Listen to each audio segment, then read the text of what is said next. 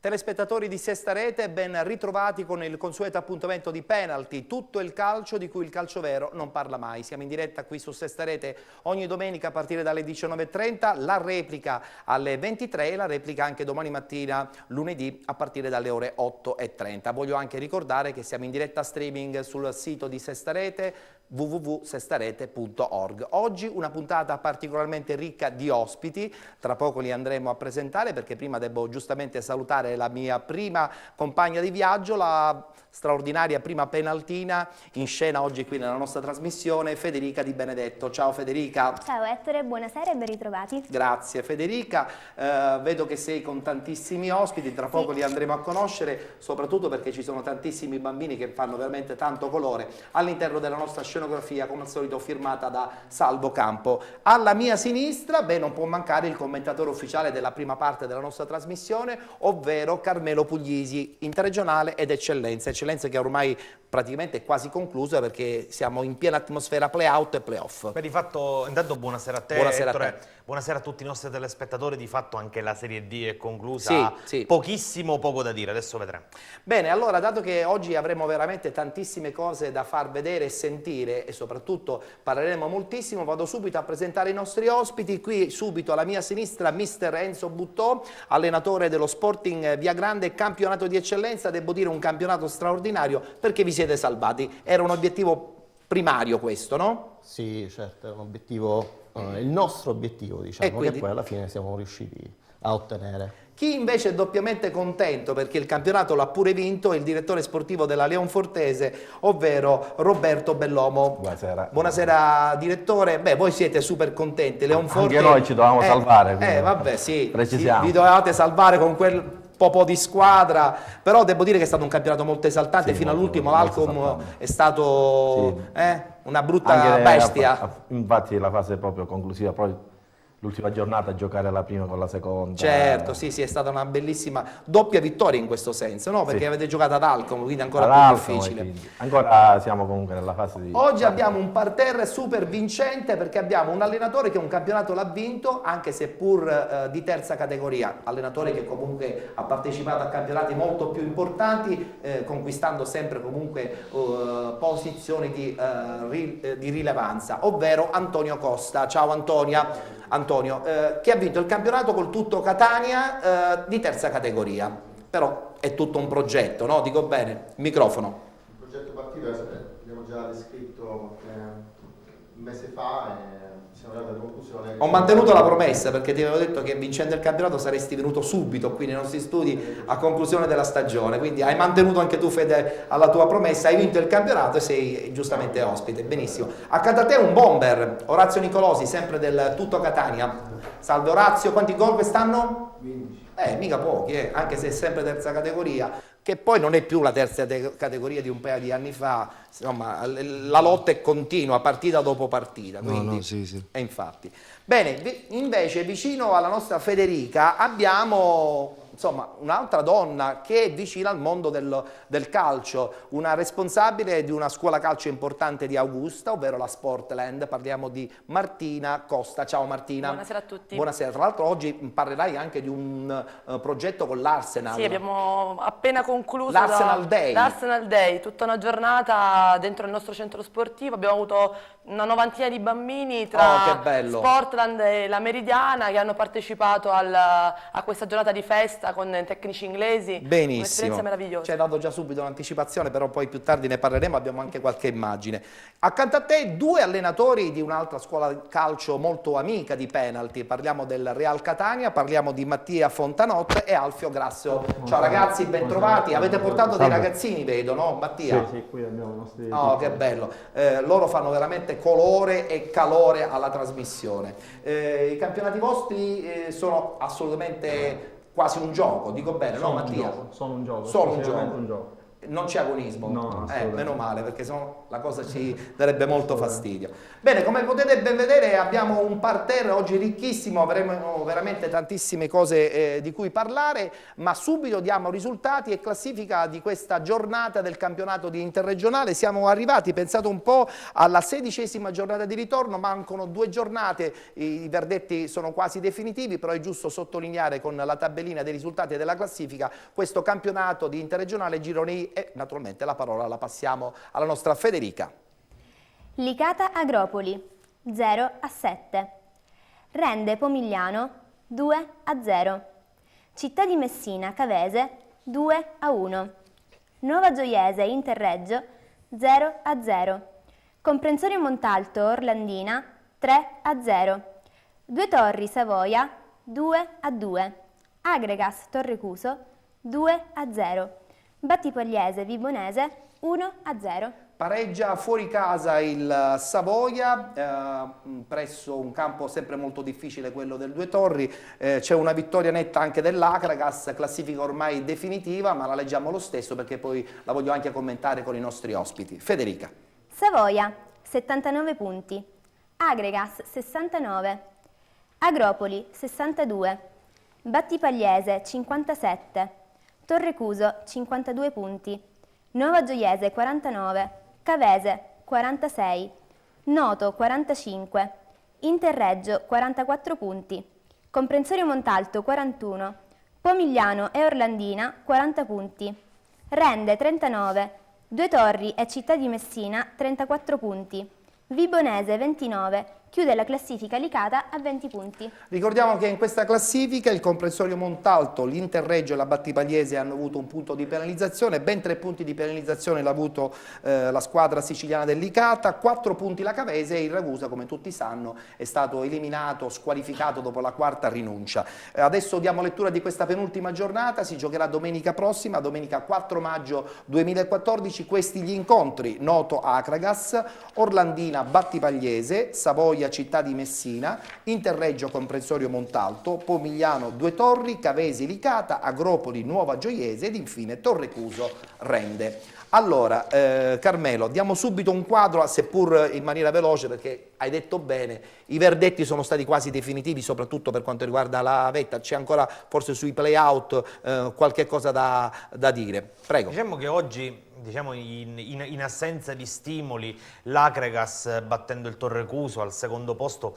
ha ottenuto un altro piccolo traguardo, che non tanto aver accorciato sul Savoia, già promosso in Lega Pro, ma tanto la possibilità di evitare la semifinale dei playoff. Infatti il margine di 17 punti non consente più al Torrecuso di colmare la distanza delle 10 lunghezze, quindi l'Acregas di Pino Rigoli salterà la semifinale e aspetterà direttamente in finale la vincente di Agropoli Battipagliese nell'unica a questo punto semifinale playoff. Chiaramente è un traguardo fittizio, ma comunque l'Acregas in questo finale di stagione, dove la stanchezza inizia a farsi sentire, avrà la possibilità di evitare una gara, mentre le attenzioni maggiori le dobbiamo concentrare sulla parte bassa della classifica. Ormai sembra inevitabile il play-out tutto peloritano tra Città di Messina e Due Torri. Infatti il Rende, con il successo di oggi sul Pomigliano, si è di fatto assicurato la possibilità di evitare gli spareggi promozione. Anche lì la regola dei 10 punti è determinante, la Vibonese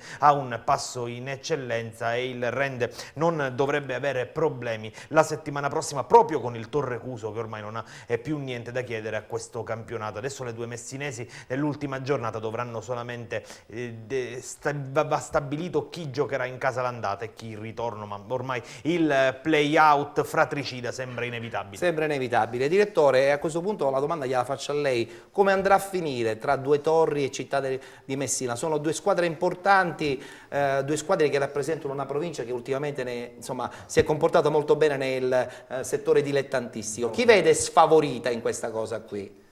Forse il Due Torri? Ma forse, no, io direi Città di Messina. Città di Messina. Le squadre metropolitane di solito soffrono le squadre di piccole realtà. Anche perché c'è il Due Torri Messina che è in grande l'obiettivo principale ascesa. è la salvezza, quindi lotterà per la salvezza.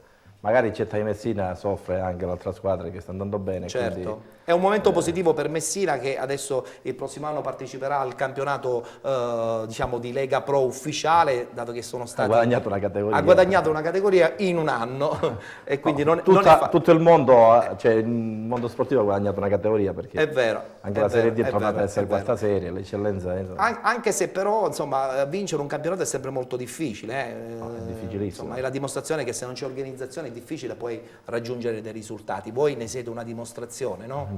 Non eravamo partiti per vincere e non eravamo organizzati, devo essere sincero, per vincere. Poi man mano che il gruppo funzionava e le avversarie titolate lasciavano punti sulla strada e quindi non andavano bene in classifica, le squadre giovani, perché io aggiungerei alle Leonfortese il Camara, la Palma, le squadre Lei mi sta anticipando il tema dell'eccellenza, più tardi parleremo più dettagliatamente di voi. Io una battuta la voglio fare anche con mister Buttò, che ha un'esperienza nel messinese un paio di, non dico secoli fa, anni fa con la Nuova Igea, una bellissima esperienza da calciatore. Conosci bene quella realtà, no? Messina è una piazza caldissima sotto questo punto di vista. Sì, Messina merita altri palcoscenici e comunque il calore ha tante squadre, come vediamo, rispetto al Catanese in Serie D, quindi merita molto un altro tipo di ambiente. Tutto il resto... vedremo come andrà a finire, perché sarà sempre un terno all'otto anche la prossima stagione. Sì, certo. Comunque secondo me la favorita è la squadra che giocherà in casa. Ho capito, quindi in questo caso se non sbaglio il Due Torri, Carmelo. Al momento il Due Torri, però c'è da vedere cosa succederà la settimana prossima, perché il Due Torri sulla carta ha un impegno tutto sommato agevole a Pomigliano, anche se il Pomigliano non è ancora ufficialmente salvo. Nel Pomigliano, nell'Orlandina a 40 punti sono completamente al riparo da sorprese.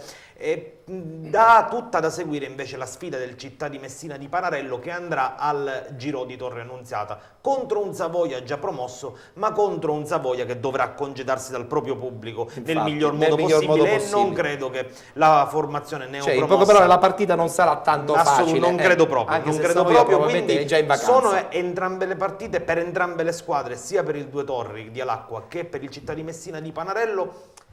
Sono due gare da seguire attentamente, nessuno gli regalerà niente. Infatti. Bene, ci dobbiamo fermare, abbiamo la prima pausa pubblicitaria, la parola la diamo naturalmente alla nostra splendida Federica. Vi voglio ricordare che questa trasmissione la potete seguire anche in diretta streaming sul sito di Sesta Rete, www.sesterete.org, e da domani la potrete anche vedere nella pagina Facebook appunto di Penalty. Parola a Federica adesso. Sì, Ettore, adesso abbiamo un brevissimo stacco pubblicitario, rimanete con Penalty.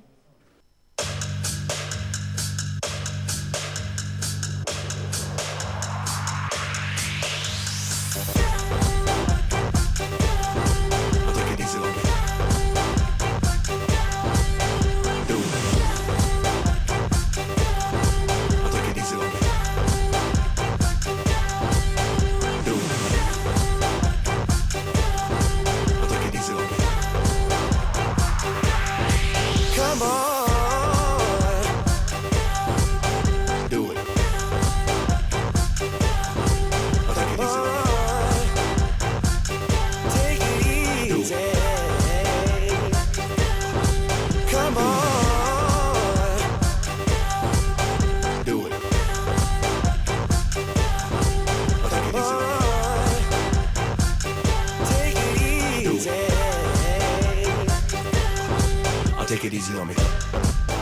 Do it. Do it. Do it. Do it. Come on. Do it. Siete con Penalty, ogni domenica in diretta alle 19:30, tutto il calcio di cui il calcio vero non parla mai. Allora, è arrivata una notizia praticamente ultima ora, la scomparsa di un allenatore importantissimo che è Vujadin Bosco. Sì, il calcio è decisamente a lutto, il calcio italiano, ma il calcio internazionale in generale. oltre che un grande allenatore che ha vinto in Italia, se ne va anche un grande personaggio, le sue massime, i suoi aforismi. È vero. Sicuramente gli appassionati di calcio lo ricorderanno con grande affetto e ricorderanno anche, Ettore, il fatto che comunque Boskov sia stato un esempio di come però nel calcio ci vuole pazienza. Il suo ciclo nella Sampdoria è stato costruito tassello dopo tassello, stagione dopo stagione, e la sua prima esperienza in Italia con l'Ascoli non fu fortunata. Non fu fortunata, però poi dopo trovò il cerchio giusto a Genova. Tra l'altro è stata una settimana particolarmente nera per quanto riguarda, insomma, le notizie legate al mondo del calcio, con un'altra scomparsa importante, quella di Tito Vilanova, l'allenatore del Barcellona. Prima di dedicare proprio al grande allenatore del Barcellona una clip, voglio scambiare una battuta veloce con Antonio, allenatore. Cosa passa nella mente dei giocatori che, insomma, vedono scomparire un punto di riferimento, perché lo è stato sicuramente nel Barcellona Tito Vilanova?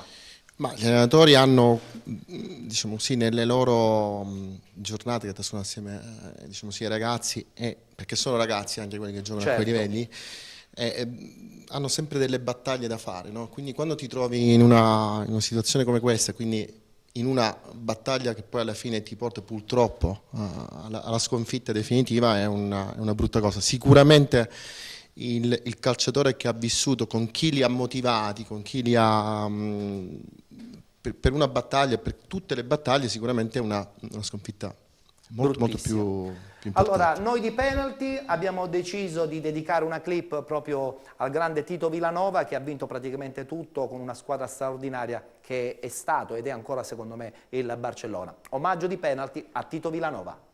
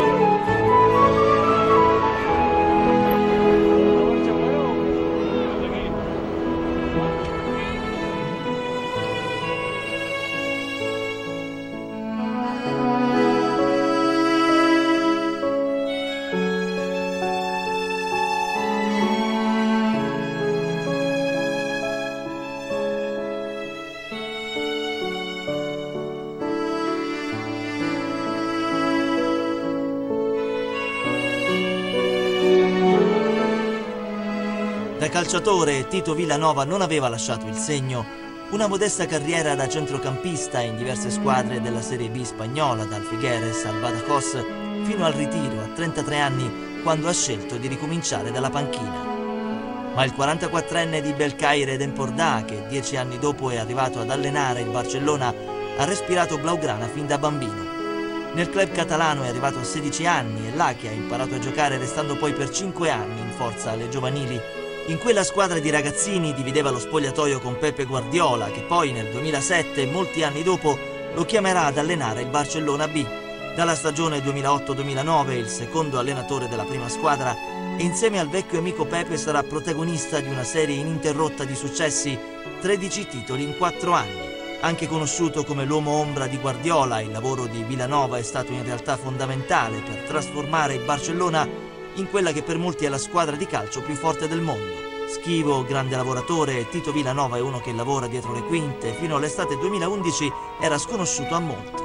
Affinché il suo volto facesse il giro del mondo, ci volle José Mourinho, che alla fine della partita di Supercoppa tra Barcellona e Real Madrid, vinta dai catalani per 3-2, lo sorprese alle spalle ficcandogli un dito nell'occhio. Poi a maggio del 2012 arriva l'occasione che Vilanova attendeva da una vita. Pepe Guardiola rinuncia alla panchina del Barça e il designato a sostituirlo è proprio lui. La nomina di Vilanova ha spazzato via le voci che lo volevano eterno allenatore in seconda. Per commemorare il passaggio del testimone, la società organizzò anche una partita di calcio a 5, nel quale una squadra guidata da Guardiola ha sfidato un'altra con Vilanova in panchina.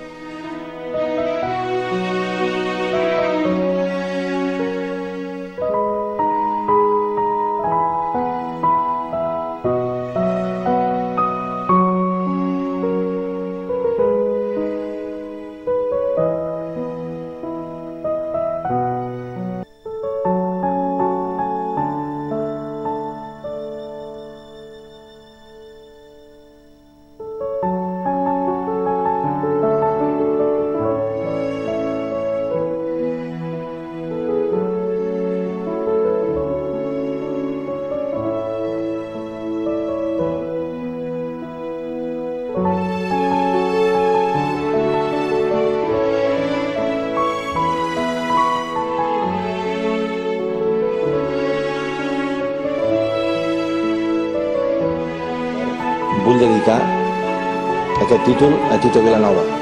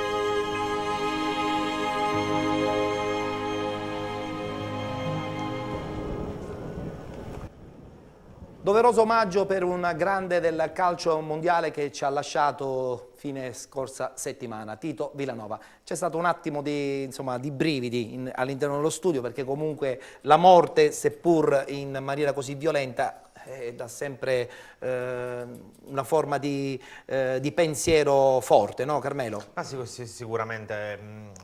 Un po' chi segue il calcio ha procurato parecchio dispiacere, perché comunque un personaggio a cui molti appassionati si erano affezionati. Benissimo, giriamo pagina e così insomma rianimiamo un pochettino l'atmosfera nei nostri studi, anche perché i ragazzini per esempio erano abbastanza attratti da queste immagini, perché insomma voi conoscevate insomma Vilanova, no? L'allenatore di Messi, chi non conosce giustamente il grande Tito Villanova. Adesso parliamo del campionato di eccellenza, lo facciamo subito con la schermata dei play-off e play-out del girone A, la schermata che possiamo vedere. Nel frattempo la possiamo anche commentare con Carmelo, perché poi dopo i tecnici ci daranno il loro pensiero. Allora, parliamo del girone A, la Leonfortese, la grande, ha vinto il campionato ormai da parecchie settimane. Ragazzini, mi fate una cortesia, possiamo fare un applauso alla Leonfortese? Qui abbiamo il direttore sportivo, per cui una bella soddisfazione. Rivediamo la schermata perché dobbiamo parlare di play-out e play-off.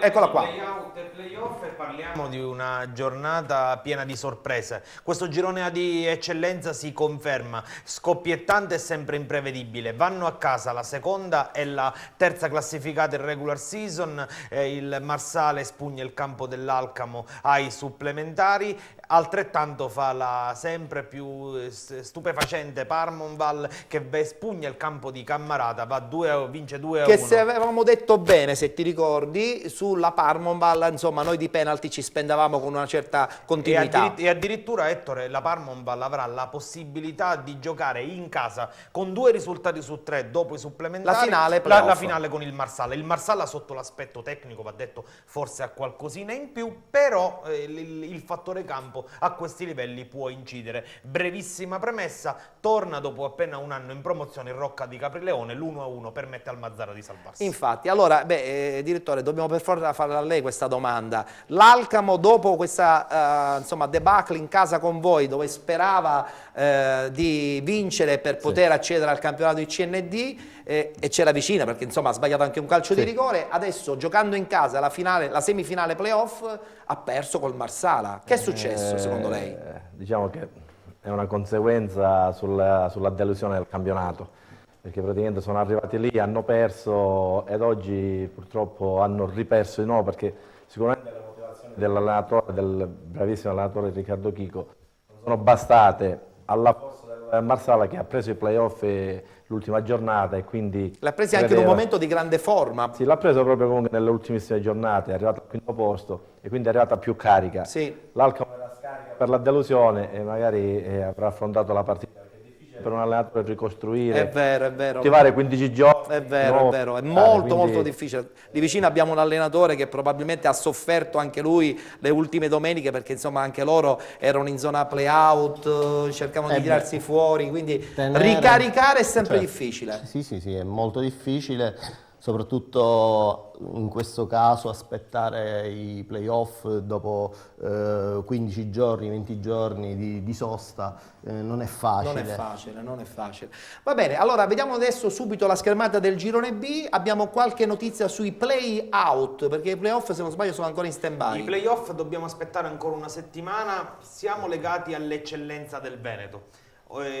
Torniamo sull'argomento. Se l'Arzignano, formazione che sta lottando per le prime posizioni nel girone A dell'eccellenza del Veneto, non dovesse vincere il campionato, come pare probabile, a 2 partite dalla fine, 4 punti sono difficili e da recuperare sulla vetta, si deve fare uno spareggio tra le 2 semifinaliste di Coppa, Arzignano da una parte e Catania San Pio X appunto. Se la San Pio X dovesse vincere questo spareggio, a quel punto il suo posto nei playoff andrebbe preso dall'Igea Virtus. Benissimo. Quindi in realtà nel girone B di eccellenza non abbiamo ancora chiara nemmeno la griglia dei playoff. Mentre invece per i playout si è chiuso. Meritatamente, dobbiamo dire, il Rosolini con le reti di Maieli e Martinez batte 2-0 il Rometta, salvezza meritata per gli aretusei, altrettanto meritata retrocessione per il Rometta, che è stata, ha disputato una stagione all'insegna della mediocrità, si doveva ritirare, non si doveva ritirare, insomma è stato un campionato anomalo, strano, anche per come è nata questa società. Va detto, il verdetto del campo è da accettare e quanto mai fedele a quello che si è. Di questo girone A ne abbiamo parlato in maniera abbondante, quindi direi proprio di non allungarci, però siccome adesso il nostro ospite, il direttore della Leonfortese, tra poco ci deve lasciare, io a questo punto la domanda in prospettiva, prima dei saluti nei suoi confronti, dobbiamo per forza fargliela, ed è una domanda pesante. Che progetti ha la Leonfortese 2014-2015? I progetti ambi, pieno di, come si dice, non direi di ambizione, però è la prima volta che Leonforte si affaccia in un campionato nazionale, tra l'altro rappresenta anche la provincia di Enna, che ritorna in Serie D dopo 20-25 anni circa, ai tempi dell'Enna, quindi è una piccola realtà, si sta cercando di organizzare, ancora il presidente insomma, sta buttando le basi sia per la società, sia confermato per Mirto? È stato confermato, anche se Mirto è impegnatissimo nel corso di seconda categoria. Però dico confermato, sì, questo è importante. Poi tra l'altro, ma poi lei prima, perché la provincia di Enna ritrova la Serie D dopo 22 anni, però voi sentite la responsabilità, una volta c'erano la Nissa, la San Cataldese, oggi voi rappresentate tutto il cosiddetto centro Sicilia, che comunque che magari non ci saranno i flussi di tifosi delle 3 aree metropolitane, ma che comunque... Attenzione perché il Catania non gioca in Serie A il prossimo anno, probabilmente, rappresentate comunque, direttore, un pezzo di Sicilia importante, che spesso non è stata rappresentata a dovere. Questo sicuramente sì, anche se devo essere sincero, con questa ecatombe di squadre siciliane in Serie D ci ritroveremo solo 5-6 squadre in Serie D e su un girone di 18 squadre 5 sono pochissime, perché togliendo le Messinese, il Noto, che spero e mi auguro che si iscriva, e l'Acragas, è questa la realtà del calcio di Serie D. L'Acragas che teoricamente con ripescaggio potrebbe arrivare ancora in Lega Pro. Anche se i ripescaggi in Serie C sono impossibili, perché con il fatto dell'Aci2 che si chiude, posti non ce ne saranno. Però, insomma, lei mi sta dicendo che la prossima stagione comunque sarà una stagione impegnativa, è difficile, però siete ottimisti. Ma noi, visto come sono andate le cose, bisogna essere ottimisti, bisogna essere super ottimisti. Benissimo, allora noi direttore la ringraziamo per la sua presenza, sì, le auguriamo chiaramente il buon lavoro, perché adesso bisogna mettersi subito in moto per la nuova stagione.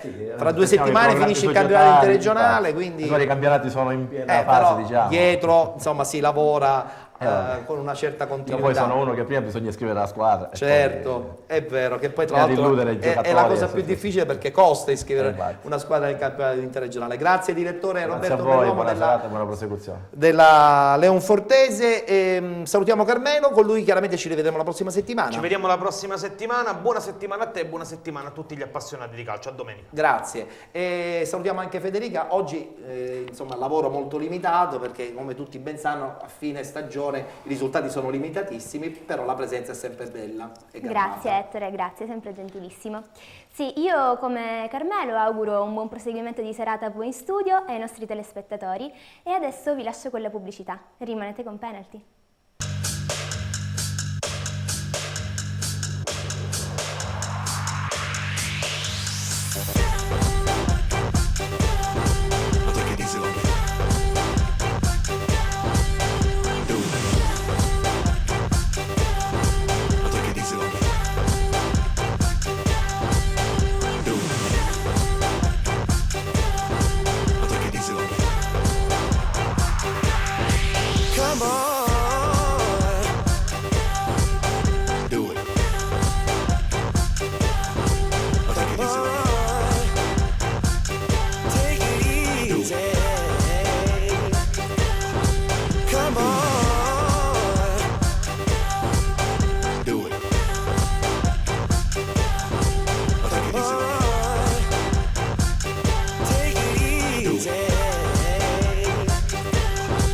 Take it easy on me.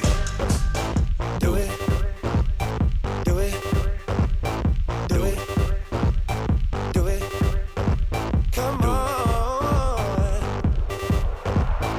Do it.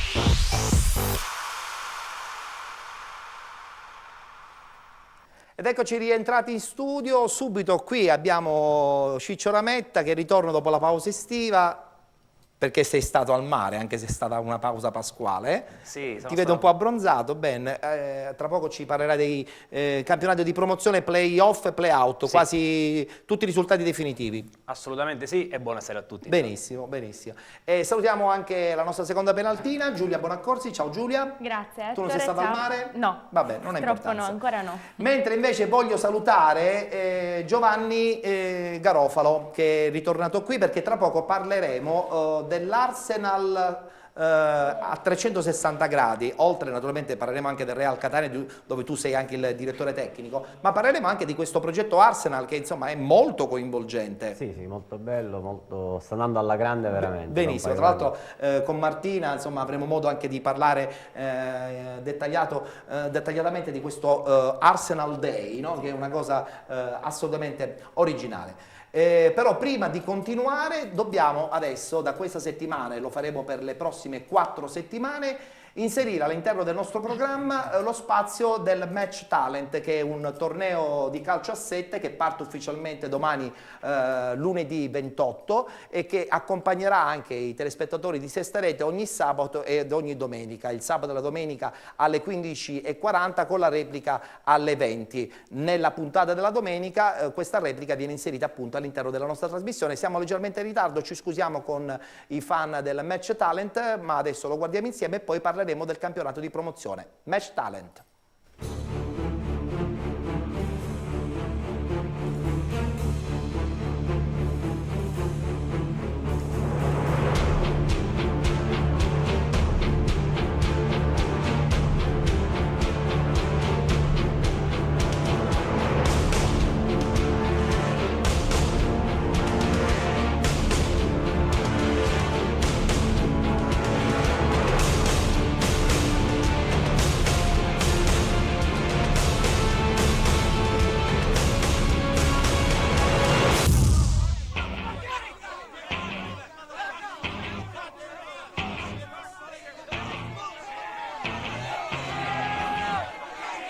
La giornata inaugurale, o meglio l'inaugurazione ufficiale del Match Talent, seconda edizione presso la bola di Mister Bianco.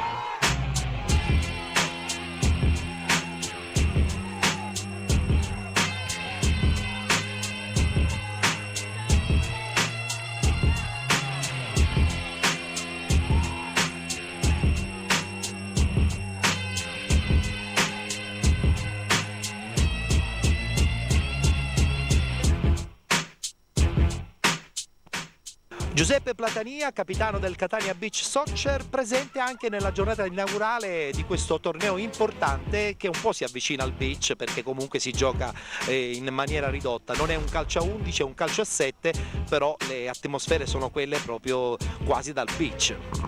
Sì, diciamo che il calcio alla fine è uno sport unico, o a 5, a 7, a 11, ha tutte delle similitudini che possono dare quelle sensazioni che viviamo tutti i giorni fin da bambino, che riusciamo ad esaudire dei sogni e ci hanno la possibilità di esprimersi a qualunque livello, in qualunque categoria. Beach Soccer che partirà tra non molto, una stagione impegnativa, pronti eventualmente per essere sicuramente una squadra super vincente. Pronti lo siamo già, diciamo che da noi, da buon catanese, siamo nati pronti. Diciamo che è da qualche anno che riusciamo a conquistare sempre le finali e non conquistarle. Quest'anno siamo attrezzati ancora di più, il Presidente ha fatto moltissimi sacrifici, abbiamo potenziato l'organico, abbiamo potenziato lo staff, siamo pronti, manca poco, impegni non mancano e speriamo che sia di buon auspicio e vincere qualcosa finalmente. Santo Palma, direttore sportivo del Catania Beach Soccer, vicino comunque ad una importante manifestazione che è il Match Talent. Sì, un bellissimo torneo dove tanti ragazzi catanesi si sfidano e noi siamo presenti, come in tutte le belle manifestazioni del resto. Tra l'altro in prospettiva nella vostra Beach Arena c'è anche un'idea di un Beach Talent. Sì, stiamo lavorando insieme a Francesco per realizzare il primo torneo di Beach Talent all'interno della nostra arena e sicuramente riusciremo anche in questo progetto, anche perché sia Francesco che il Catania Beach Soccer quando in testa si mettono dei progetti in genere riescono sempre a realizzarli e sono sicuro che riusciremo. Una struttura, una location importante, una Beach Arena che sicuramente vedrà in scena grandissimi personaggi legati appunto al mondo del beach soccer. Sì, assolutamente sì, diciamo con quello che poi sarà l'apice con la Coppa Campioni che si terrà nella nostra bellissima Domus Bet Arena dal 3 all'8 giugno, anzi rivolgo un invito a tutti gli sportivi catanesi ad essere presenti, ad assistere veramente a qualcosa di straordinario perché chi ama il gioco spettacolare, chi ama l'acrobazia, chi ama i gesti atletici non può non essere presente in quelle date nel nostro bellissimo Domus Bet Beach Arena. Non c'è paradiso senza il tuo viso, non c'è perdono senza peccato. All'inaugurazione del Match Talent 2014, prossimamente, che partirà lunedì, abbiamo una cantante, perché non poteva mancare il lato artistico di questo evento importante. La musica, che è il lato artistico, è anche un gioco di squadra, anche questo, lo dicevo poc'anzi, lo ripeto adesso, perché per far sì che una canzone sia bella, che piaccia, a parte che deve nascere dal cuore, poi c'è una lavorazione tutta dietro, diciamo artistica, no? Di arrangiatore, autore del testo, autore della musica e quant'altro. Quindi eccoci qua a presentare anche il mio brano Balsamo Divino e sono felice di avermi ospitata. Dentro la mia mente, l'orgasmo delle stelle, la luna che mi dice, la tua voce che mi piace, resta un po' con me, con me.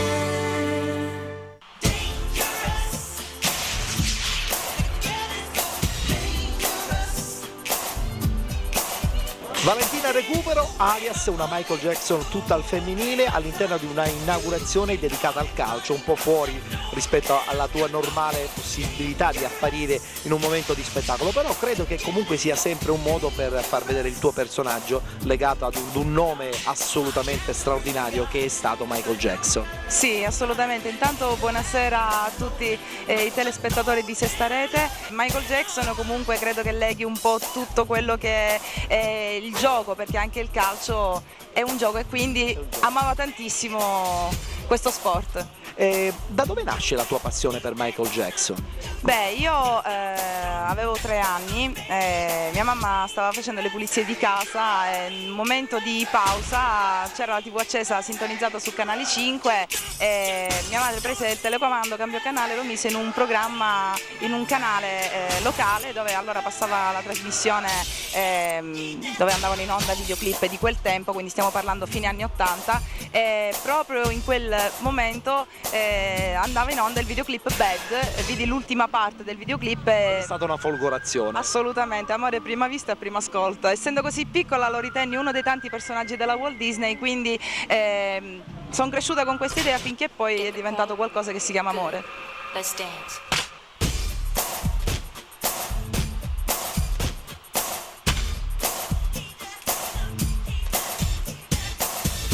Dove vuole arrivare Valentina con questa immagine di Michael Jackson? Beh, io non ho dei traguardi ben precisi, la mia missione è quello di far conoscere anche questo mito a chi non conosceva, magari conosceva solamente il nome di questa leggenda e farlo rivivere anche attraverso insomma il ballo, i costumi e tutto quello comunque che rappresentava Michael Jackson nell'arte.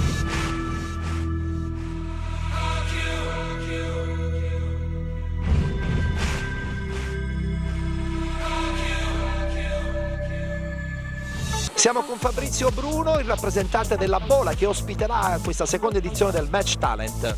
Sì, buonasera a tutti, siamo pronti per l'inizio del torneo che avrà appunto il suo inizio lunedì. Sono tantissime squadre, speriamo di vivere intensamente questo torneo. Tra l'altro sottolineiamo una cosa importante, questa è una struttura dove c'è anche una bellissima tribuna, quindi si può seguire con una certa intensità il tutto. Certo, appunto invitiamo anche i sostenitori delle squadre ad assistere alle partite con calore, sicuramente con trasporto, e invitiamo tutti alle prossime partite. Vogliamo ricordare l'indirizzo? Sì, allora il campo sportivo La Bola si trova in via dell'Atleta numero 4, Mister Bianco.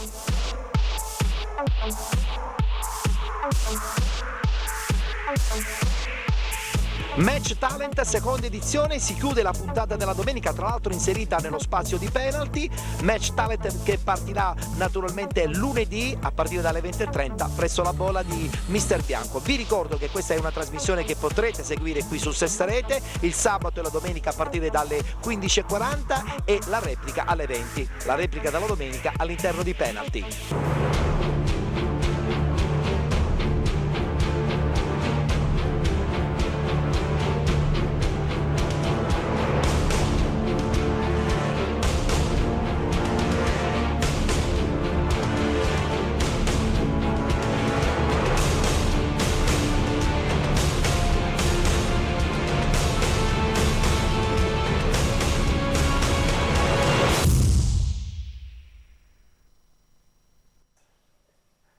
Dunque abbiamo visto l'insert dedicato al torneo Talent Match Talent, che partirà lunedì 28 presso i campi La Bola di Mister Bianco. Vi ricordiamo che la replica della domenica delle ore 20 viene inserita all'interno della nostra trasmissione Penalty. Oggi è veramente una trasmissione ricchissima e quindi insomma andiamo veloci, però prima di parlare del campionato di promozione, quindi con i relativi play-out e play-off insieme al qui presente interista Ciccio Rametta, volevo, no sto scherzando, sei interista? Infatti sei interista. No, perché ha detto a questi ragazzini che mi sono venuti con la tuta bianconera, insomma un po' mi danno fastidio. Ragazzi, voi siete tutti juventini? No, più forte. Saranno interisti allora. Volevo parlare con i loro due allenatori, ovvero con Mattia Fontanotte ed Alfio Grasso. Allora Mattia, Real Catania, una bellissima nuova realtà, una scuola calcio che sta insomma negli anni sempre di più prendendo piede. Tra l'altro siete nella zona della Playa, quindi un quartiere tra virgolette un po' a rischio. Mattia, mi confermi questo? Sì, diciamo che da 2 annetti che c'è questo progetto della Real Catania. Io in prima persona sono da quest'anno, qui sono nuovo. Abbiamo iniziato con tanto entusiasmo e abbiamo preso questa iniziativa del presidente. So che i ragazzi mi seguono tantissimo, io ho avuto modo di vedere insomma il tutto. Sì, no, ma noi ci divertiamo, cioè, noi lo viviamo come un divertimento tutti i giorni, al campo è sempre diciamo una festa e quindi stiamo bene, lavoriamo Poi con i ragazzini si scopre sempre qualcosa di nuovo giorno dopo giorno, no? Perché le loro emozioni cambiano sempre. Si apprende tanto. È vero, si apprende tanto. Se noi apprendiamo, loro apprendono. È vero, è vero. Senti Alfio, stesso discorso anche per te, quindi contatto diretto con i ragazzini e soprattutto tanta voglia di giocare, soprattutto, non soltanto pensare all'agonismo. Sì, soprattutto a questa età dobbiamo soltanto pensare a giocare, a divertirci, ma noi come ha detto Mattia ci divertiamo insieme a loro, cioè se non ci fosse questo sarebbe impossibile stare insieme a loro 3 volte alla settimana allenandoli, giocando, e il divertimento è grande, poi ogni tanto uno deve anche inquadrarli, però questa anche è perché l'età. Insomma la soglia di attenzione dei bambini è sempre molto limitata, certo. Dico bene, c'è questa parola proprio soglia di attenzione. Sì. Qui Martina dice sì, è vero, è quindi se non si tengono sempre allertati con il gioco continuo si rischia poi insomma di perdere il controllo. Mettiamo qualche insegnamento ma lo inseriamo all'interno comunque dei giochi, dobbiamo sempre farli divertire perché allora si annoiano. È vero, è vero, è vero. Tra poco parleremo anche con la responsabile della scuola calcio Sportland di Augusta, un volto femminile nel calcio, quindi è una cosa che ci sorprende e ci piace tantissimo, ovvero Martina Costa, e tra poco conosceremo anche gli obiettivi di questa Arsenal che qui in Sicilia mi sa che sta prendendo piede insieme a Giovanni. Allora, parliamo del campionato di promozione, abbiamo già le schermate riguardante il momento dedicato ai playoff e ai playout, possiamo subito partire con il girone A e abbiamo la nostra Giulia che ce li legge. Playoff, Cefalù Monreale 2-3 dopo tempi supplementari, Dattilo Salemi 1-1, Playout Delfini Vergine Maria Fulgatore 1-1 dopo tempi supplementari. Allora Ciccio, giochi fatti. Sì, dopo tempi supplementari commento che ricorre in tutte e 3 le partite. D'altra parte. 3 partite a dir poco vibranti e intense. Festeggiano quest'oggi Dattilo e Monreale che si sfideranno quindi in finale e si salva il Delfini Vergine Maria. L'impresa del giorno del Monreale sicuramente, che doveva solo vincere, ce l'ha fatta. E ce l'ha fatta. Bene, passiamo adesso al girone B, sempre del campionato di promozione. Anche qui c'è stato insomma qualcosa di interessante, lo leggiamo insieme alla nostra Giulia. Parliamo del girone B del campionato di promozione. Spareggio promozione, Sporting Taormina Castelbuonese 3-4, Playoff Città di Milazzo Sant'Agiolese 1-0 dopo tempi supplementari. Questa è la sorpresa, no? La Castelbuonese che vince a Taormina, doveva per forza vincere per insomma, passare il turno e andare dritto alle finali playoff in un campo difficilissimo. Sì, finalmente abbiamo la vincitrice anche del girone B, abbiamo dovuto aspettare dopo Pasqua e il Taormina ha proseguito il suo piccolo suicidio che era già iniziato nella regular season quando ha perso veramente l'opportunità di vincere per poco. Grande impresa esterna della Castelbuonese, risultato molto a sorpresa, questo di dimensioni così larghe non me lo aspettavo. e quindi la finale sarà Sporting Taormina, non sappiamo con quale spirito, abbinamento, contro il Città di Milazzo, che arriva lanciato dopo questa vittoria sempre soffertissima ai supplementari. Perfetto. Enzo, non te l'aspettavi questa sconfitta del Taormina? Insomma, avevano fatto un campionato straordinario, è stata una stagione super stellare e poi dopo in una partita così secca ci hanno rimesso le penne. Sicuramente la Castelbuonese è arrivata, diciamo, motivata rispetto allo Sporting Taormina che era lì a un passo dalla vittoria finale. Quindi torniamo un po' al discorso di prima, quello dell'Alcamo, sì, che è arrivata scarica proprio. Sì, probabilmente è questo. Antonio, che ne pensi di questo Taormina? Scusami Giovanni, che ne pensi di questo Taormina che è crollato? Stavo facendo proprio lo stesso collegamento che ha fatto Enzo, cioè tante volte quando ti trovi lì a un passo da aver raggiunto l'obiettivo e poi ti sfuma all'improvviso, andare a fare il playoff diventa veramente pesante. Non lo riprendi più. Non lo riprendi più. Antonio, volevi dire qualcosa? No, il Paceco e la Castelbuonese sono due formazioni che l'anno scorso erano in prima categoria sì, e vanno in eccellenza, quindi altro che motivazione, erano molto più motivate dello Sporting Taormina ed altri. Che già ce l'hanno la squadra in eccellenza. Ero assolutamente convinto che andassero proprio eri già di questo idea. Bene, adesso parliamo del girone C, era dunque quello B, quello che abbiamo visto. Parliamo del girone C, è successo qualcosa, ce lo legge naturalmente la nostra Giulia. Playoff, comprensorio normanno, Sicula Leonzio 2-0. Playout, Rarinantes Troina 2-1 dopo tempi supplementari. Oh, benissimo. Conosciamo a questo punto la vincente numero 2 di questo girone, che vi ricordo è stato vinto dal Giarre, comprensorio normanno, che batte la Sicula Leonzio, ed è stata una partita agguerritissima. Beh, più che una partita la possiamo definire una telenovelas questa sfida, perché è un anno che queste due compagini, insomma, la loro rivalità veramente si respirava nell'aria. Io l'ho seguita questa partita in settimana, tutto il tantam mediatico che c'è stato, alla fine si è giocata a porte chiuse e noi come sempre abbiamo assunto un comportamento di commentare solo il campo, e penso che sia il migliore degli atteggiamenti che noi possiamo avere. Si è giocato a porte chiuse, l'ha deciso la prefettura e quindi sarà stato giusto così. Doppietta di Carbonaro, primo gol su rigore, partita tiratissima sino alla fine, la Sicula ha cercato di rientrare, il pareggio le avrebbe dato la chance di giocare ai supplementari, ma proprio nei minuti finali il comprensorio normanno ha chiuso il match e grande festa a Paternò, mi dicono. Allora ricordiamo anche che per quanto riguarda i play-out, il Troina abbandona il campionato di promozione dopo qualche anno. Anche il Troina si è giocata fino alla fine, tempi supplementari, e poi vittoria 2-1 dei siracusani della Rarinantes. Allora voglio un commento velocissimo di 15 secondi dei nostri tecnici. Enzo Buttò, insomma, chi davi favorita tra la Leonzio e il Paternò? Io credo il Paternò. Il Paternò, quindi ha confermato il tuo pensiero. Per il fattore campo sicuramente. È vero. Questa domanda era da fare ieri, però. Giovanni. Io in onestà dico che davo favorito la Leonzio. La Leonzio invece. E onestamente sono rimasto molto sorpreso di questo 2-0 secco del Paternò. Antonio? Il Paternò per il fattore campo, concordo con il mister. Anche a porte chiuse. Assolutamente. Il Bomber che cosa ne pensa? Paternò molto più quadrato molto, forse, no? Sì. Probabilmente era la loro stagione, perché hanno rincorso e alla fine sono arrivati a vincere anche la finale playoff di questo girone C. E adesso chiudiamo il campionato di promozione presentando il tabellino legato al girone D. Niente da dire. Verdetti già arrivati. Li facciamo leggere a Giulia. Una Pasqua serena. Facciamo vedere, Giulia, mi leggi per cortesia il tabellino del girone D del campionato di promozione, eccolo qui, ma era già tutto deciso, però era giusto dare la schermata. Tra l'altro questa partita tra Paternò e Mussomeli veramente è molto interessante. È vero, quindi l'abbinamento è Mussomeli-Paternò e sarà veramente molto molto difficile. Insomma, sarà ancora tutto aperto perché il campionato di promozione ci ha veramente riservato delle emozioni fortissime, per cui chissà come... Anche la Coppa. Anche la Coppa.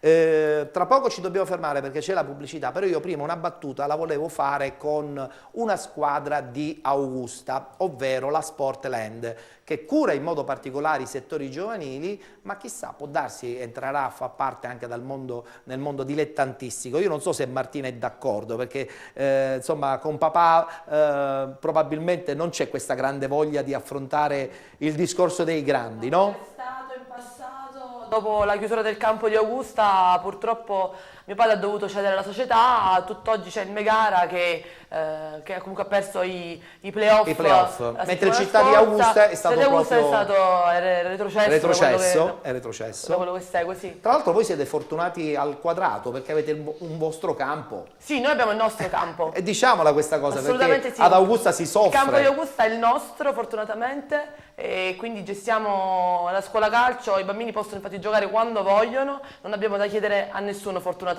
Bene, sono contento perché i ragazzini devono giocare. Più possibile. Fortunati nella sfortuna. Fortunati nella sfortuna, sì. Lui è di Augusta. Lui è di Augusta, sì. Bene, no? Sfortunata quella piazza, perché potrebbe secondo me fare molto di più. Tutto il paese, in Tutto tutti i settori. Vabbè, non facciamo politica adesso. No, sto facendo politica. Va benissimo, ok, ci dobbiamo fermare. Abbiamo un altro spazio pubblicitario che ci lancia la nostra Giulia e tra poco parleremo dell'Arsenal Day e parleremo anche della squadra tutta Catania che ha vinto il campionato di terza categoria e il prossimo anno affronterà il campionato di seconda, ma soprattutto andremo a conoscere anche i ragazzini che sono venuti a trovarci. Vi state annoiando? No, vabbè, ok, pubblicità. Ci vediamo tra qualche minuto, restate con noi.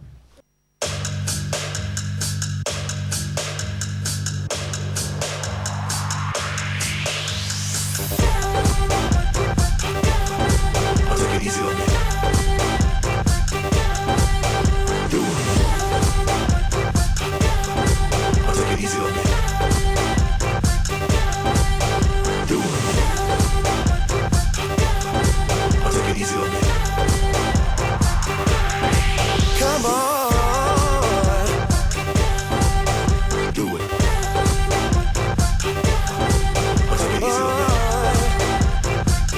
Take it easy. Come on, do it.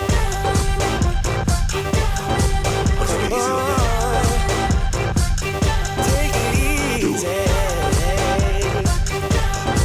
Take it easy on me. Do it. Do it. Do it. Do it. Come on. Do it.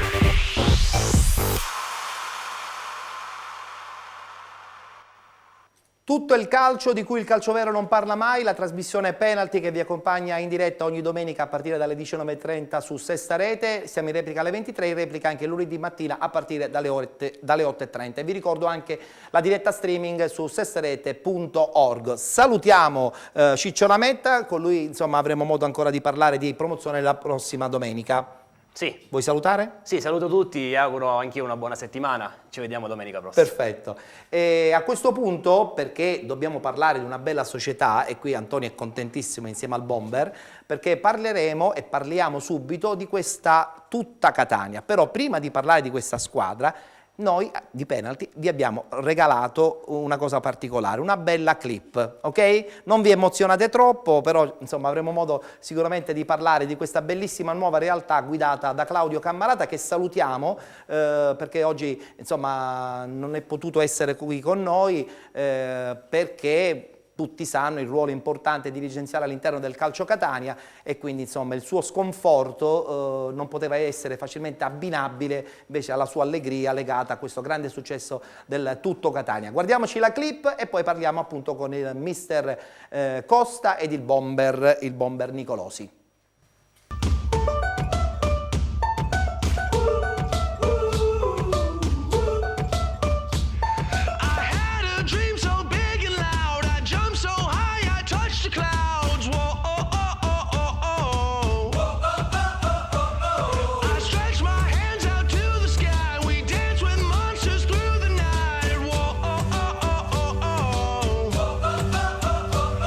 I'm never gonna look back. Whoa, I'm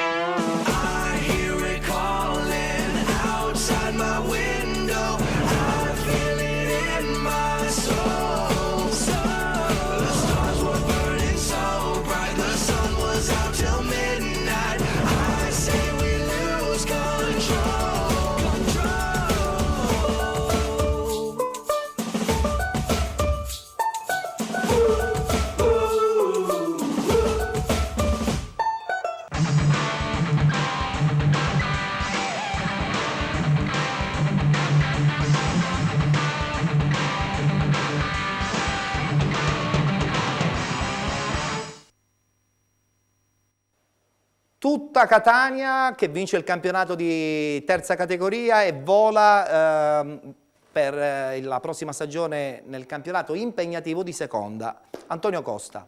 Sì, questo progetto è partito insomma intorno a settembre, perché io ho fatto 3 finali playoff di prima categoria, tutte e 3 perse nella finalissima, quindi stavolta si è portato bene. Non c'era molta voglia di continuare a fare finali playoff e perderle. È nato questo progetto parlando con Claudio, avevamo molti ragazzi insomma, che già partecipavano con me nei tornei insomma, di prima. Abbiamo coinvolto Orazio che reduce da un infortunio abbastanza importante, quindi doveva riprendere un pochettino a giocare, e quindi abbiamo iniziato.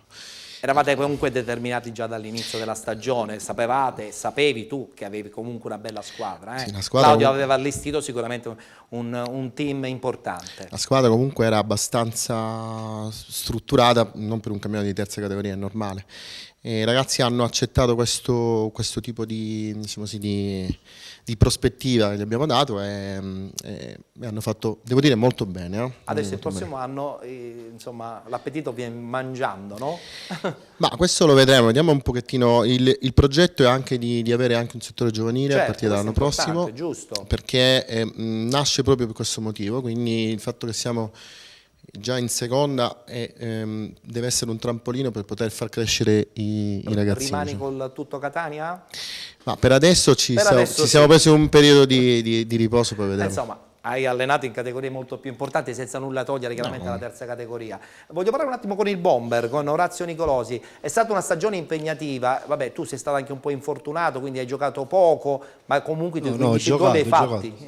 Sì. Quindi sostanzialmente comunque è stata una cosa importante portare questo gruppo, questo team, l'abbiamo visto anche nelle foto, verso questa seconda categoria. Sì, vogliamo portare questa squadra più in alto a fare possibile. bene, sì. Claudio è contento? Sì. Ma cosa vi ha detto negli spogliatoi quando ha vinto? Era emozionato? Sì. Sicuramente, anche perché insomma lui vive atmosfere molto più professionistiche, però questa è una sua creatura, no? Antonio, mi confermi? È una sua creatura, e quindi le creature personali poi vengono sempre più... È un progetto che è partito 2 anni fa, 3 anni fa. È vero. Ripeto, l'obiettivo è quello di puntare molto su quello che è il calcio giovanile. Fa piacere vedere qua i ragazzini, perché loro sono quelli che devono fare... È vero. Devono fare molto sono il nel futuro del calcio. Esatto, quindi noi dobbiamo essere a loro disposizione. Bravo, mi piace questa cosa, e soprattutto un in bocca al lupo legato anche alla scuola calcio. Poi c'è Giovanni qui, insomma, che ne è un esperto importante. Perché non vi abbinate all'Arsenal? Abbiamo condiviso molte cose assieme, anche come allenamenti, abbiamo condiviso lo stesso terreno di gioco, perché lo stesso spogliatoio, perché la situazione dei campi a Catania... Non allarghiamo il problema dei campi, perché sennò oggi la puntata è già stata talmente piena. Quindi ci conosciamo. Va bene, allora rimani con noi chiaramente fino alla fine, certo. perché così poi ci salutiamo. Giovanni, sei contento? Perché io credo che questo abbinamento tuo con l'Arsenal ti ha completamente cambiato visione sul calcio dilettantistico, o sbaglio? Ma no, diciamo è stato un tuffo nel passato. Io ho fatto 2 anni col Perugia, c'era qualcuno del gruppo del Perugia, è passato all'Arsenal, quindi mi hanno coinvolto, e devo dire che poi quando ricominci a lavorare nel professionismo cambia veramente tutto. È vero. Anche con i bambini c'è la professionalità di fondo che fa la differenza. Enzo Buttò, tu hai abbandonato definitivamente l'idea di allenare i giovani, i bambini, no? Purtroppo per ora sì. Perché tu insomma nasci anche con quel progetto. Io nasco al settore giovanile, poi ho avuto, non so, tra virgolette, la fortuna di allenare queste categorie, e comunque in questo momento mi diverto. Poi magari un giorno, quando mi stancherò, si vedrà, tornerò proprio. Benissimo, allora parliamo del campionato di prima categoria. Abbiamo le schermate degli 8 gironi in maniera abbastanza veloce. diremo quelli che insomma hanno vinto le partite dei playoff e anche quelli che purtroppo hanno perso i playout e che quindi sono retrocesse in seconda categoria. Parliamo del girone A, lo facciamo insieme a Giulia, lo commentiamo insieme ad Alessio che salutiamo perché ancora non l'avevamo neanche salutato. C'è folla qui in studio. C'è folla oggi in studio, ci si confonde. Saluto tutti i telespettatori. Benissimo, allora vediamo un po' la schermata insieme anche a Giulia e poi insieme ad Alessio la commentiamo in maniera veloce e dettagliata. Equip Comprensorio Palermo, Città di Casteldaccia 3-1.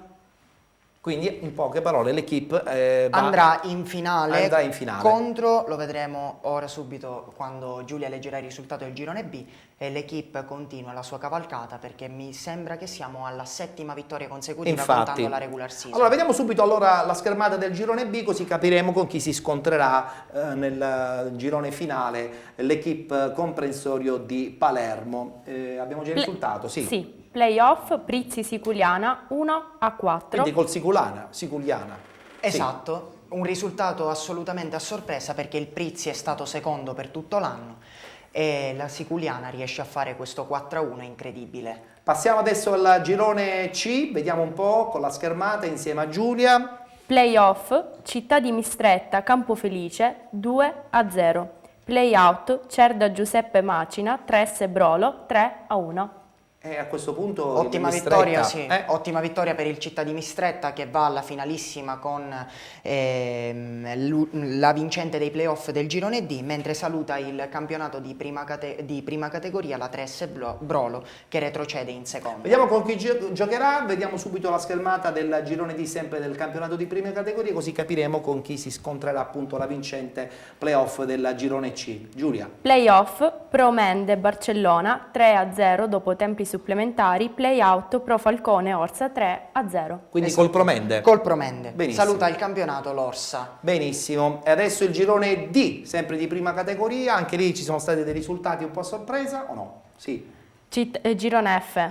Girone D? No. C'è il girone D? No, l'abbiamo detto. Già l'abbiamo letto, l'abbiamo quindi appena detto. Girone Ci F. sarebbe il girone E, dal quale è uscita vincente la C Sant'Antonio già dalla settimana scorsa, che ha vinto 5-2 contro il Calatabbiano.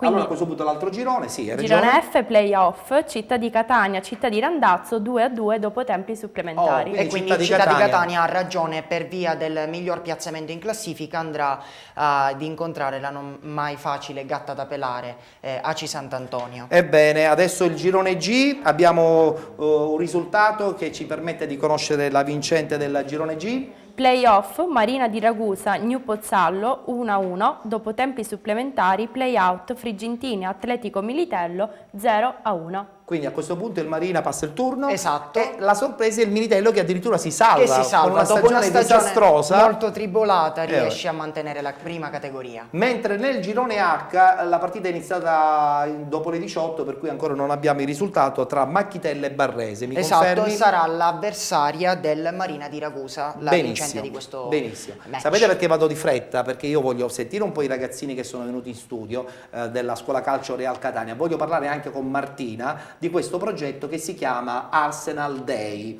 Nel frattempo possiamo far vedere anche la presentazione di questo progetto. Abbiamo una slide dove c'è la presenza di un giocatore importante dell'Arsenal. Come mai vi siete abbinati a questa bella realtà importante internazionale dell'Arsenal? La nostra iniziativa è dovuta a un forte legame di amicizia che ho con il coordinatore nazionale degli Arsenal Soccer School, Stefano Speziale, che mi ha coinvolto, cercava negli anni passati, quest'anno finalmente sono riuscito a coinvolgermi in questa esperienza che davvero è risultata straordinario, fantastica. no? Sì. Vi siete anche divertiti? Ci siamo divertiti tantissimo, siamo stanchissimi ma divertiti tantissimo. Questa è un'occasione di presentazione. Questo sì, in settimana a Roma c'è stato Ljungberg, che è l'ambasciatore del settore gioielli dell'Arsenal, e hanno presentato diverse attività di cui poi Giovanni è più preparato di me. Sì, Giovanni. Volta che viene in Europa, lui è l'ambasciatore mondiale dell'Arsenal, giocatore famosissimo. È svedese. L'Arsenal ha premiato il lavoro che stiamo sviluppando in Italia facendolo venire per la prima volta in una conferenza stampa in Italia e quindi insomma siamo molto soddisfatti di questo. Bene. Questa è la cosa più importante perché in questa maniera avete dato modo anche ai ragazzini di vivere insomma, l'atmosfera di un calcio anche importante come quello inglese. È la testimonianza di un campione, di un grande campione, è di una vero, leggenda. testimonianza di un grande campione. Voglio conoscere anche cosa ne pensano i ragazzi del Real Catania, i due mister. Abbinarsi ad una realtà così internazionale credo che anche per voi diventa studio. Alfio. Certo, sicuramente è un esempio per noi il fatto di avere Giovanni Garofalo come nostro direttore tecnico, noi ci fa crescere moltissimo e ci dà delle novità che non conoscevamo assolutamente. Ho capito. Invece per Mattia l'esperienza sua? Diciamo io ho avuto la fortuna di partecipare ai camp quest'estate, scorsa estate con loro e devo dire che si respira un'area di professionalità incredibile. Abbinata al divertimento. Bisogna parlare però l'inglese. Sì, è chiaro che bisogna... Attenzione che questo è un grande passo per gli allenatori, cominciare a conoscere bene la lingua inglese aiuta moltissimo anche in prospettiva. E anche per i bambini, Ettore, tra l'altro nei camp si fa un'ora di corso di inglese al giorno, questa è una cosa applicata al importante. calcio chiaramente, Bene. quindi questo poi fa la differenza. Noi come Real Catania quest'anno probabilmente avete fatto qualche lezione? Inseriremo le lezioni di inglese applicata al calcio. Il progetto si amplia e questa è la dimostrazione che la squadra guidata da Massimo Ruisi insomma vuole veramente creare un progetto diverso dalle altre squadre, dalle altre scuole di qualità calcio. e di diverso. Vogliamo sentire un po' i ragazzini che non li abbiamo sentiti. Allora, vediamo un pochettino. Intanto cerchiamo di conoscerli, con la telecamera li incominciamo a seguire uno per uno. Avete il microfono, non vi emozionate, vogliamo sentire il vostro nome, il vostro cognome e anche il ruolo. Che ruolo avete in squadra? Allora, tu sei? Kevin, Sandro Cito, sono seconda punta. Seconda punta? Benissimo, perché c'è anche una prima. Vabbè. Poi, tu sei? Antonuzzo Samuel, destro. Destro, cioè attaccante, difensore? Attaccante, vabbè. Tu sei invece? Flavio Ruisi. E sono centrocampista sinistro. Centrocampista sinistro, bene. Poi? Gaetano Scirè, centrocampista centrale. Ah, bene, centrocampista centrale. Io conoscevo tuo papà che faceva il difensore centrale ed è rimasto a fare il difensore centrale. Mentre invece tu sei? Francesco Ungaro, centrocampista. Centrocampista, bene, vedo che sono preparatissimi ragazzi. Allora passami un attimo il microfono e sentiamo un altro componente della squadra del Real Catania, perché poi vediamo anche qui in studio 3 componenti della Sportland. Tu sei? Gianluca Campitelli, difensore centrale. Difensore centrale, benissimo. Passiamo il microfono ai tuoi compagni. Mario Piazza, difensore centrale. Difensore centrale. Avete portato tutti i difensori, eh? Alessio Roselli, difensore centrale, centrocampista sinistro. Benissimo. Davide Saraceno, terzino sinistro. Terzino sinistro. Primo non prenderla. Prima non prendere, insomma avete fatto una squadra sulla difensiva oggi, va bene lo stesso. Quindi credo che sia una bellissima soddisfazione, Giovanni, no? Il fatto che questi ragazzi comunque mettono questo entusiasmo che poi lo trasmettono anche agli allenatori, ai dirigenti. Sì, no, devo dirti, oggi sono stato lì dalla struttura di Martina dello Sportland, è stata veramente una giornata fantastica. Cioè, come si è svolta la giornata? Abbiamo 30 secondi per capire bene. La giornata si svolge, questo tra l'altro è un po' un assaggio di quelli che sono gli Arsenal Camp, l'Arsenal Day, sì. Cioè, quindi è un giorno di camp nella tua città. Con i tecnici specializzati dell'Arsenal. Certo, con gli inglesi chiaramente, con gli inglesi, il nostro coordinatore nazionale ed io che sono il coordinatore. Ecco spiegato perché dovete fare anche la lezione di inglese. Ma i ragazzini sono pronti a studiare l'inglese, Martina? Sì, oggi cercavano di capirsi e di tradurre quello che il mister diceva. Ma tra l'altro io ho fatto un po' di translation nei primi 2 minuti, poi dopodiché vanno da soli, perché il linguaggio del calcio credo che sia un linguaggio universale. È universale. Comunque dicevo, si lavora su degli obiettivi tecnici, sul tiro, sul dribbling, sul passaggio, insomma a giro tutti gli allenatori hanno tutti i bambini, ruotano e poi solitamente al pomeriggio, in questo caso l'hanno fatto nella seconda parte della mattinata, ma non è che si fa nel pomeriggio, si fanno le cosiddette sfide, quindi sono delle sfide sul fondamentale che hai curato la mattina, al pomeriggio sono delle sfide. Il tutto come gioco però. Sì, il tutto come gioco. Ricordiamo. Sì, sfide, the challenge le chiamano loro chiaramente. E devo dirti una cosa importantissima è pure che alla fine degli Arsenal Camp, nell'Arsenal Day, non so se, non credo ci sia Martina, stato, ci si dai dà conferma? la medaglia fair play, lo tengono tanto il giocatore. Non c'è nell'Arsenal No, Day? nell'Arsenal Day no, negli Arsenal camp, Camp sì. e nei tour che durano 3 giorni sì. E questa cosa per loro è importantissima, cioè per loro è davvero importante il giocatore fair play. Da noi a volte in Italia è considerato quello che magari non è bravo a giocare, gli danno, invece per loro fa parte della bravura del calciatore. Ma infatti noi abbiamo inserito all'interno della nostra trasmissione alcune immagini di grandi campioni perché servono proprio da esempio per i ragazzini. È noto che tu inserisci sempre sì, grandi campioni è voluta questa cosa, è voluta perché così i Attuni. ragazzi riescono a immedesimarsi nei grandi campioni che sono stati e lo sono ancora tuttora dei grandi esempi per il calcio mondiale, non soltanto per loro. Bene, siamo quasi in chiusura, io do 15 secondi a tutti, in modo che così insomma abbiamo modo di chiudere alla grande la puntata odierna, che secondo me è stata simpaticissima perché abbiamo avuto tantissima gente, la puntata odierna di penalty. Allora, iniziamo con i 2 allenatori della scuola calcio Real Catania, guidati dal punto di vista tecnico dal qui presente mister Giovanni Garofalo e da Massimo Ruisi. Mattia ed Alfio, il vostro obiettivo principale in pochi secondi è soltanto ed unicamente di imparare il calcio in maniera giocosa. Stop. Sì, dare delle regole a questi bambini che chiaramente, essendo ancora troppo piccoli, non hanno ben chiaro come bisogna però ci siete comportarsi. apposta, Però ci siamo noi apposta. Alfio dice sì perché giustamente con il gioco e con i giochi di gruppo soprattutto dare loro questa Alfio, tra l'altro, se non sbaglio, tu hai una squadra un po' più alta di categoria. Sì, io ho i pulcini. Tu hai i pulcini, sono già, un po' più grandetti. Un po' più grandetti dei piccoli amici. Dei piccoli che invece, amici. Mattia guida.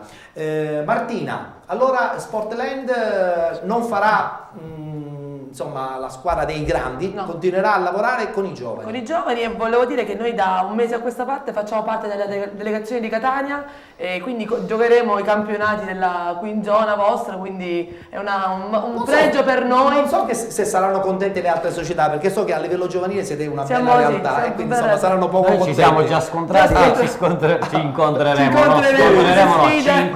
la settimana prossima. Benissimo, allora passiamo al tutto Catania e salutiamo ancora una volta il presidente che non è presente oggi, Claudio Cammarata, speriamo di averlo nelle prossime settimane. Salutiamo Antonio nella speranza che anche lui il prossimo anno crei un progetto anche giovanile. Speriamo, noi ce lo aspettiamo da tutti e ci stiamo mettendo tutti i mezzi, quindi benissimo. Speriamo. Orazio, il prossimo anno ha confermato tutta Catania oppure qualche altra squadra? Con il mister.